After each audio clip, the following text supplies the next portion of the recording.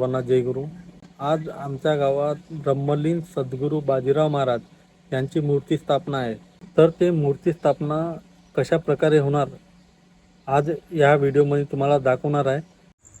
ब्रह्मलीन सद्गुरू संत श्री बाजीराव महाराज यांचं मंदिर सर्व गावकऱ्याच्या सहभागातून हे मंदिर उभारण्यात आलं आहे। मूर्ती स्थापनेकरिता तयारी करण्यात आली आहे। मंदिरामध्ये घटाची पूजा करून संतांची मूर्ती एका गंजात ठेवून वरती कलशामध्ये नदीचे पाणी आणि ते पाणी थेंब थेंब मूर्तीवर पडत असतात। त्यामुळे संतांची मूर्ती ही पवित्र करण्यासाठी आमच्या हिंदू धर्मामध्ये ही प्रथा पाळली जाते। मूर्ती स्थापनेपूर्वी हवनाची तयारी करावी लागत असतात। तर महाराज या ठिकाणी हवनाची तयारी करत आहे आणि सर्व मुलं त्या ठिकाणी हवनाकरिता व मंदिराकरिता तोरणाची तयारी करून तोरणं मंदिराला व हवनाला बांधण्याकरिता तयार करत आहे। आणि काही मुलं या ठिकाणी हवनाला तोरणं बांधून त्या ठिकाणी सजावट करत आहे।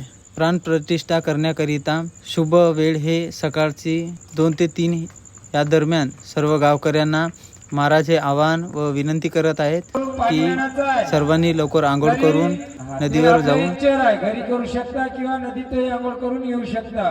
पण ओल्या कपड्याने येण्याकरता त्रास होईल, त्याच्यासाठी कोणी झोपू नका। सर्वांनी आंघोळ करून अशा या ब्रह्मलीन सद्गुरू बाजीराव महाराजांच्या प्राणप्रतिष्ठेच्या मूर्ती स्थापनाच्या वेळेवर सर्वांचं पूजन करता सर्वांचं श्रेय असावं अशी मी सर्व कोटोळा ग्रामवासियांना विनंती करतो। सर्व भाविक भक्त हे अंघोळ पाणी करून ब्रह्मलीन सद्गुरू श्री बाजीराव महाराज यांच्या प्राणप्रतिष्ठानाकरिता नदीवर जात आहे। आता सुमारे 2 वाजले असून सर्व भाविक भक्त हे भक्तिमय वातावरणामध्ये आणि भजनाच्या तालावर सर्व नदीवर जात आहे।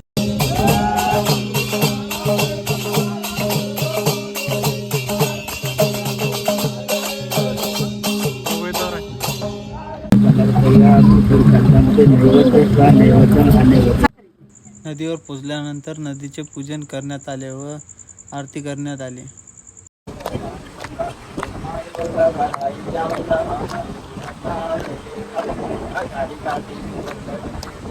हर हर गंगे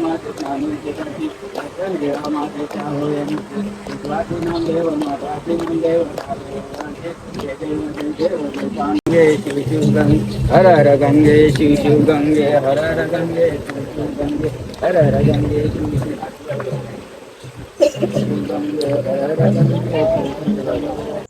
नदीचे पूजन व आरती झाल्यानंतर नदीमध्ये एक दिवा सोडण्यात आला आहे। गावातील युवा वर्ग सुद्धा धार्मिक कार्यामध्ये पुढाकार घेऊन सहकार्य करत असतात। गावातील नागरिक हे आपल्या पत्नीसह नदीचे पाणी घेऊन संतांच्या मूर्तीचे अभिषेक करण्याकरिता पाणी घेत आहे। या ठिकाणच्या नागरिकांच्या गर्दीवरून हे लक्षात घेता येईल की या ठिकाणी सर्वांमध्ये एकी असल्याचे चित्र दिसून येत आहे। रात्रीच्या 2 वाजताच्या सुमारास सुद्धा गावातील युवक, वृद्ध व सर्व नागरिक या ठिकाणी एकत्र येऊन भक्तिमय वातावरण निर्माण केले आहे। नदीचे पूजन व आरती करून मंदिराकडे परत जाताना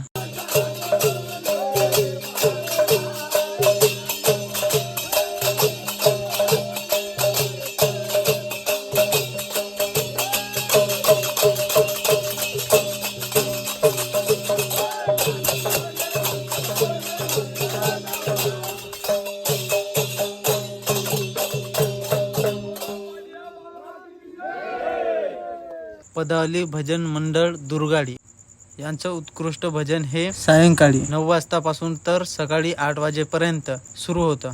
या पदावली भजन मंडळाचे कोटोळा गावाला मोठे सहकार्य लाभले।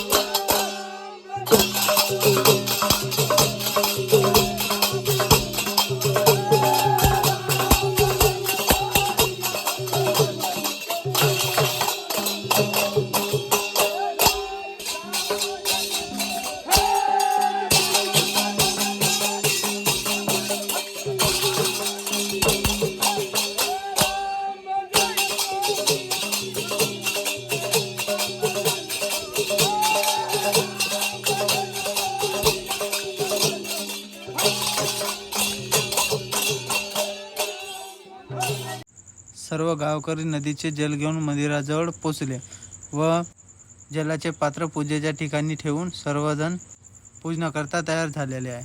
तसेच महाराज संतांच्या पुतळ्यावरून कापड काढून पूजनास सुरुवात करत आहे व सर्व गावातील नागरिक हे संतांच्या पुतळ्याचे जल अभिषेक करत आहे. सर्वजण आपापल्या नंबरप्रमाणे संतांच्या पुतळ्याचे जल अर्पण करून पूजन करत आहे. ओम गंगा स्नानाय नमः. ओम गंगा स्नानाय नमः. ओम गंगा स्नानाय नमः. ओम गंगा स्नानाय नमः. ओम गंगा स्नानाय नमः. ज्या ठिकाणी संतांची मूर्ती विराजमान होणार आहे त्या ठिकाणी पैशाचे 1-1 रुपयाचे कॉईन त्या ठिकाणी ठेवण्यात येत आहे. त्यानंतर संतांची मूर्ती त्या ठिकाणी विराजमान होणार आहे. त्याकरिता सर्व भाविक भक्त हे पूजा करत आहे. पूजनानंतर ब्रह्मलीन सद्गुरू श्री बाजीराव महाराज यांची प्राणप्रतिष्ठा करण्यात येणार आहे.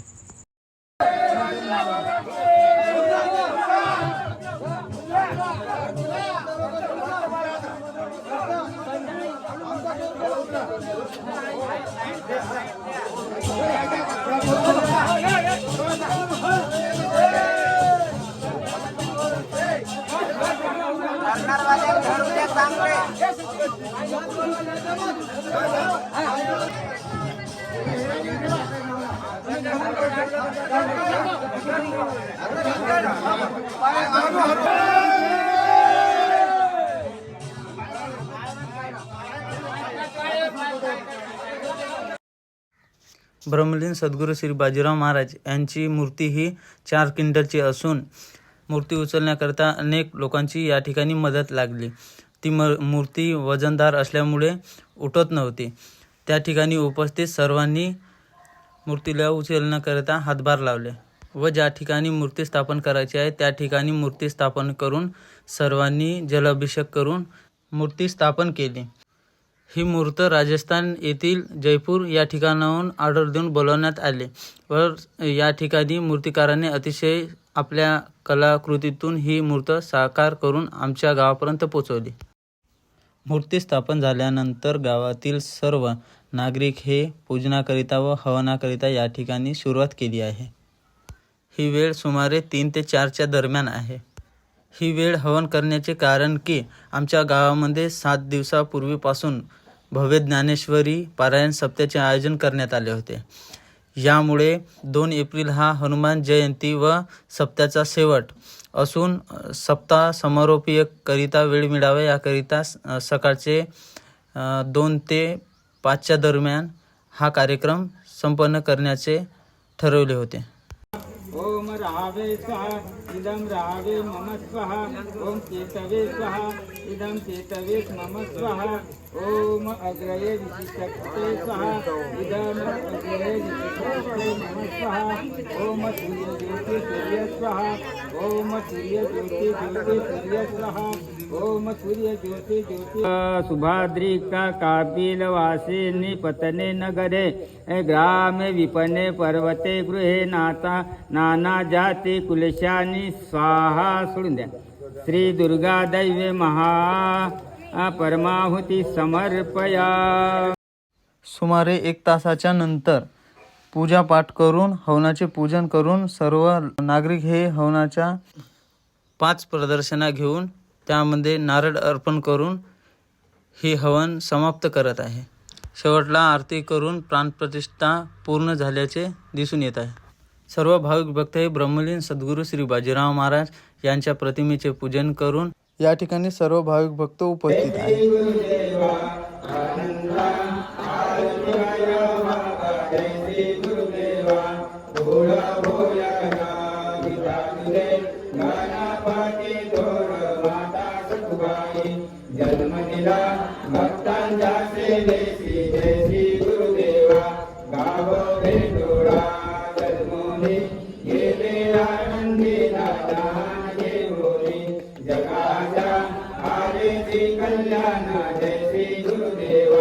योगी तपासे महाना बसले भुंजेश्वरी नग्न सेवाही अपार सर्वांगावर जय श्री गुरुदेवा गुण संताचे गावोनी उपमा वशिष्ठाचे देवे भक्तानी आडे गावच्या मठामध्ये विद्या गेले तुम्ही जय श्री गुरुदेवा मुलते विदेही ज्ञानाचे हातिमशाल सत्कार्याची दास तुझानी सविधान लक्ष्म करावी भक्तावरती जय श्री गुरुदेवा आनंदा आरती गाया बाबा जय श्री गुरुदेवा वा वा माझ्या सद्गुरू काल झालेल्या ब्रह्मलीन सद्गुरू बाजीराव महाराज यांच्या मूर्ती स्थापनेबद्दल तुम्ही काय सांगू शकता?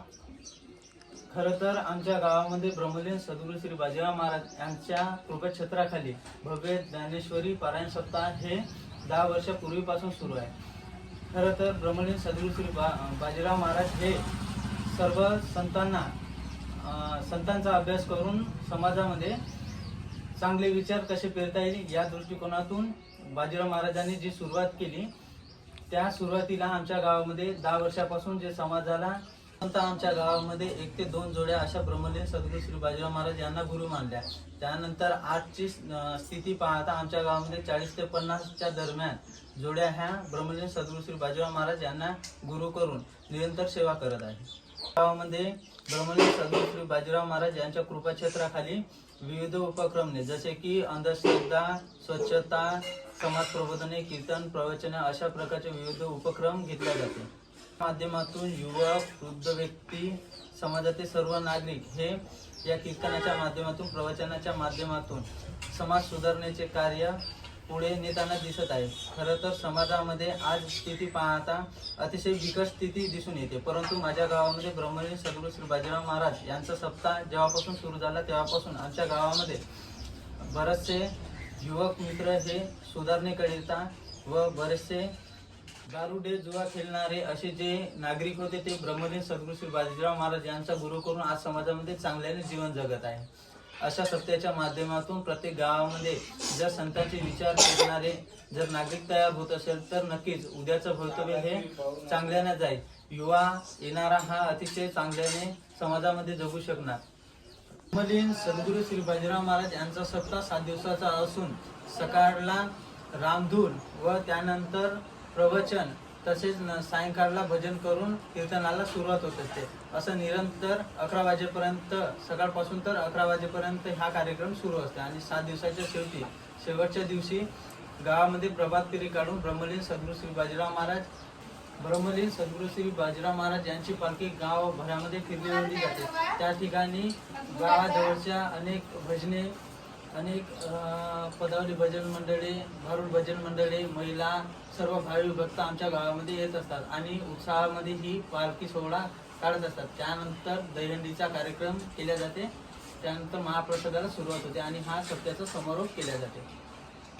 अशा प्रकारे ब्रह्मलीन सद्गुरू संत श्री बाजीराव महाराज यांचा सप्ताह आमच्या गावामध्ये 7 दिवस केला जाते.